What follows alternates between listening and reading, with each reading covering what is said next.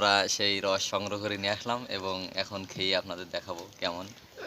আর একটা জিনিস কি, এই রসের পিছনে তো অনেক গল্পই দেখলেন আপনারা, আর যারা গ্রাম অঞ্চলে মানুষ এই ভিডিওটা দেখবেন তাদেরকে অনুরোধ করেন যে আপনারা এই রস খাবেন, ঠিক আছে, গাছের সাথে বলি খাবেন, এই রসের ভাড়, হ্যাঁ অনেক কষ্ট করে না, সেটা তো আপনারা দেখলেনই।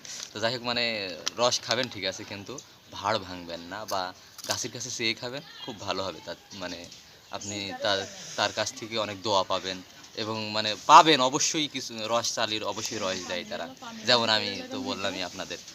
তো ভাই না, তাহলে বিসমিল্লাহ বলে শুরু করি নাকি?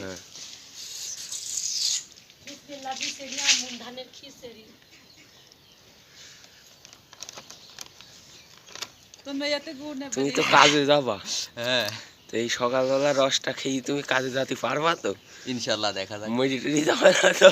কেন ভাই না, সেই দাম নেশা হয়ে ঠান্ডা। যাবে নাকি? পেট কামড়ায় না বাসি পেটে খালি। এখন কেউ এখন রস খাতেই চায় না বাসি পেটে। যা